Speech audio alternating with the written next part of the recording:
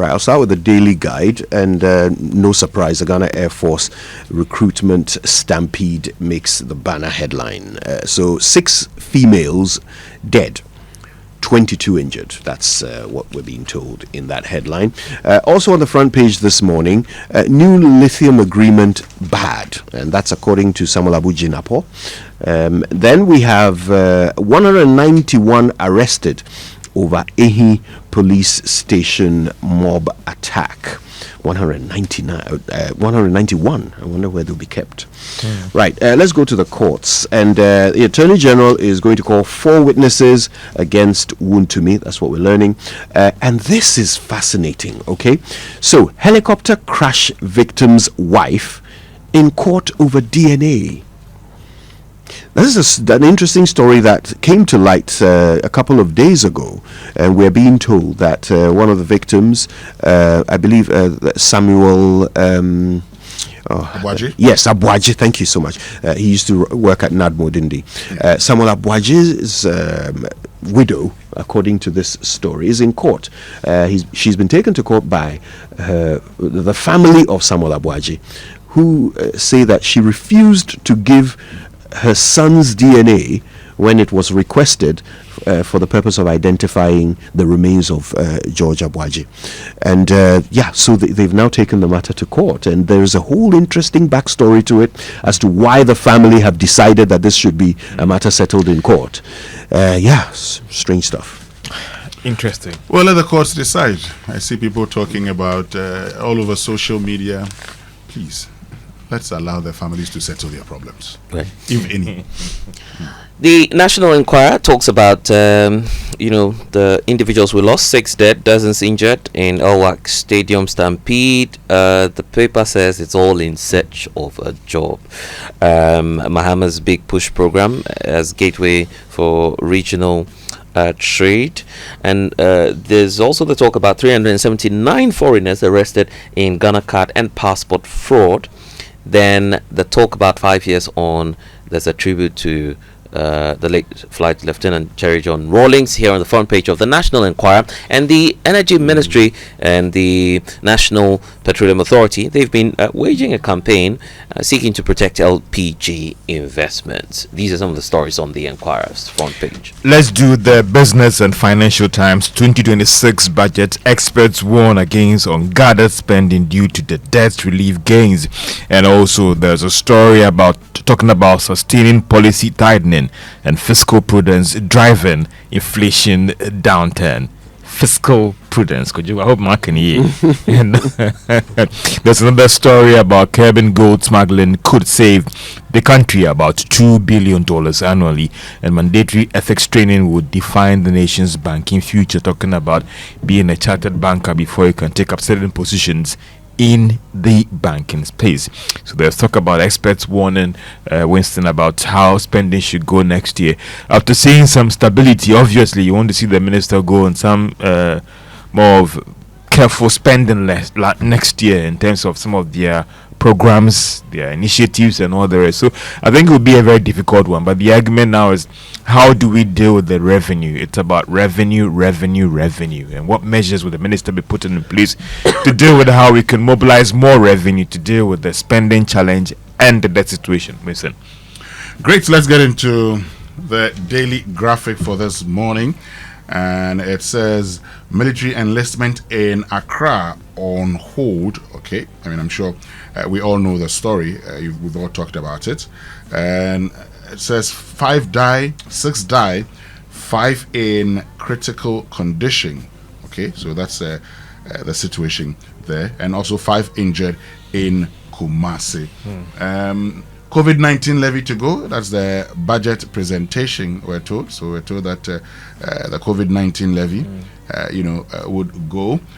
Lithium agreement laid in Parliament, but minority calls for its rejection. And President Mahama launches Nkoko Nkitinkiti initiative, 3 million birds to be distributed nationwide to benefit 60,000 households. Now, the USAID had indicated that, Ghana, for instance, our total poultry consumption, as at 2022 there, about 2023, was 460,000 metric tons. 460,000 metric tons. If you're looking at 460,000 metric tons, you're looking at about 460 million kilograms. On the average, a bird that will produce would weigh about 2.5 kilograms. So if you want to do the calculation, you're looking at about 180 million birds if we want to be self-sufficient when it comes to our poultry industry. Okay, so I mean, there's a lot that we have to do. And that's why I say, look, this is good, but how about giving it to those that are already into poultry farms, those who have poultry farms? They've learned their lessons. And as a farmer, I'll tell you one thing. Sometimes when you start, okay, you make mistakes, you keep making mistakes until you eventually learn how to do things right. The number of people who told me, oh, you try this feed, it will work. Try that feed, it will work. I kept trying, and I was researching until I realized that you can actually raise pigs from birth to 100 kilograms between 5 to 6 months. So you wanted to go to more the existing poultry farmers and the general public farmers than the plan to give it out to the general public. I am told those who qualify for it. I'm told there's a policy like that will come subsequently. But I think that should have been the first thing. You see, if we are really serious about this, what we should do is actually to target these farmers, and we'll be good to go. You get a sense that the government wants to try and solve more than one problem at once, and they want to see if, with this policy, in addition to actually upping our protein production, that we can also somehow create employment, right?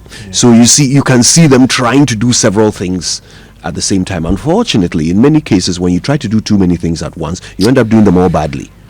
And it would be such a pity for a well-intentioned policy to end up flat on its face. I suspect that the government wants this thing to work, right? They want to be able to come back later and say, look, we tried this and it worked.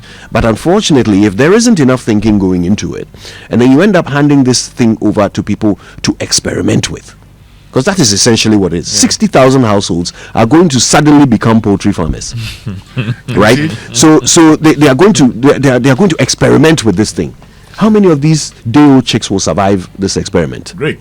And if you listen to the president, he talked about some 50 anchor farmers who will be helped assisted to produce 80,000 birds, and so we're looking at a total of 4 million from these 50 anchor farmers, and that would give us some 10,000 metric tons. We're actually consuming 460,000. So we need to act fast. And I say that, look, sometimes, okay, you don't even need to give the man birds. Sometimes it's not just birds that you have to give him. Sometimes you can incentivize him in other forms, because the major problem is the feed component. Okay, so people would have to look at that. I mean, how many farmers have hatcheries that can actually help assist them? These are things we should do. We need to do more.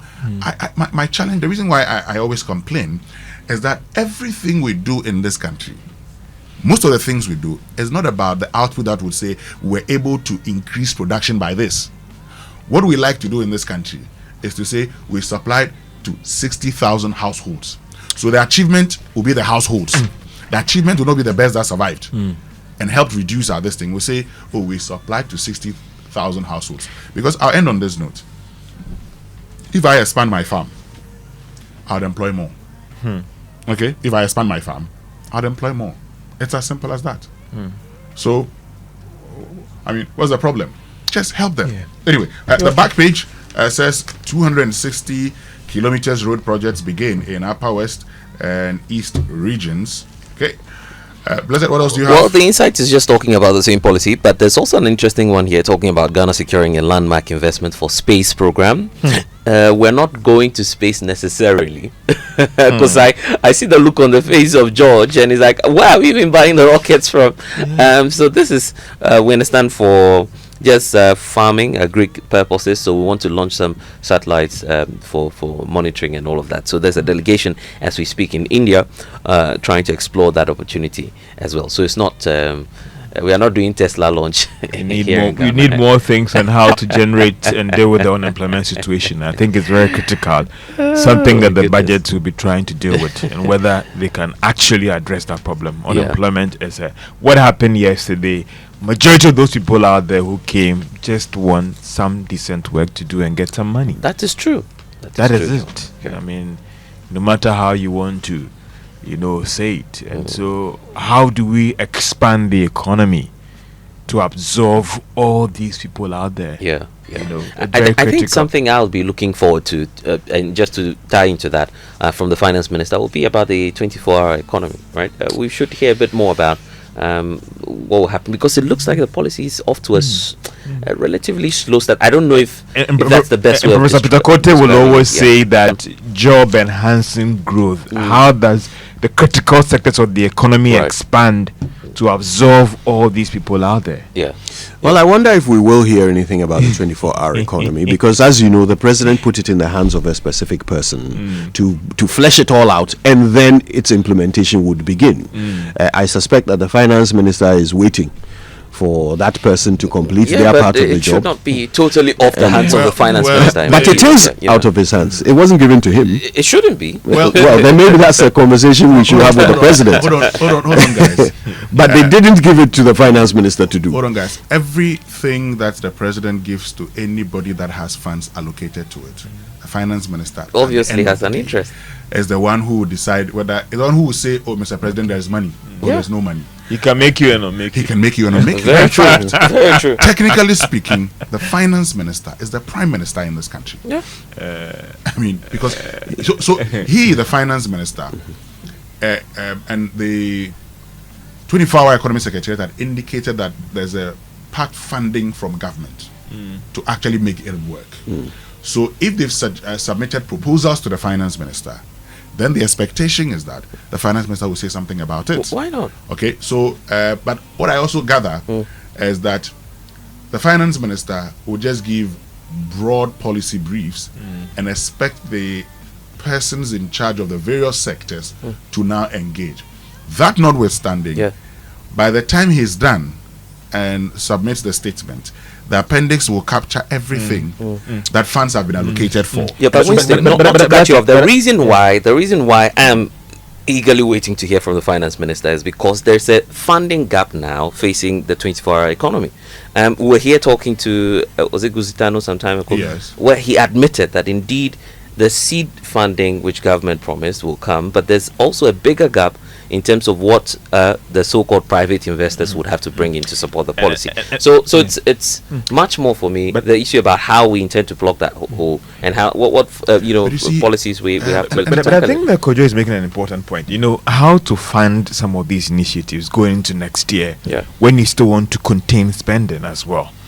And so it is very, very critical where the minister or government is going to raise all these funds to support the big push, the 24-hour economy, and these other programs. It sounds to me as if the best we can expect from the finance minister is whether or not money has been allocated to the 24-hour economy. But as to how far along they are with the plans, the sort of stuff that Blessed wants to know, I want to know as well. I don't know if the finance minister will be in a position to give us that information. Why not, Kojo? Because he he can tell you that he's giving them money. But how far along they are in the process, dear, how will he be able to tell us that? Also, let us not forget that always there can be a location, but the realization of those funds is another thing altogether. The disbursement is the issue. Yeah, but so are we saying that the finance minister, who obviously, if you're talking about the 24-hour secretariat, that will come under his purview, does not have adequate information or a fiscal plan on how we will plug the loopholes? Is that what we're saying? Let me say this. There are agencies under the finance ministry who directly report to the finance minister, and you would expect the finance minister to be in charge of policy direction of those agencies. A typical one is the Ghana Revenue Authority, which is under the finance ministry. Now there are other agencies that are under the office of the president. Okay. Now those agents, and in the past you've actually seen the president appoint a minister of state in charge of allied financial institutions under the office of the president. A typical example is Maslog. Maslog is actually under the office of the president. Okay, so it is true that when it comes to disbursement of funds, allocation and all of that, these people, and I tell you something. So I've seen a letter, for instance, from the Office of the President to the Finance Ministry, asking the Finance Minister to look at the possibility of including the payment of locked up funds in the 2026 budget. Okay, that will be sent to the Finance Minister. He will look at it. There will be communications where he probably will say, because of this and that, but as to the policy briefs itself, Winston, the reason why I'm not buying that. No, let me finish. Let me finish. The policy briefs itself, once that is under the Office of the President and specifically led by Guzi Tano. Guzi Tano at some point in time can actually engage the Finance Minister and say, we're looking at doing this and that, but let's look at our funding position. But the policy itself is not under the Finance Ministry. I'm saying that, I mean, and all credits to Ato Fosen. He's done a good job with the FX and all of that. But the minister cannot be taking out of the equation of when it comes to the success or otherwise of the 24-hour economy. The large chunk of it relies on tax waivers. Let's go to the tax waivers. Why can he not be taken out?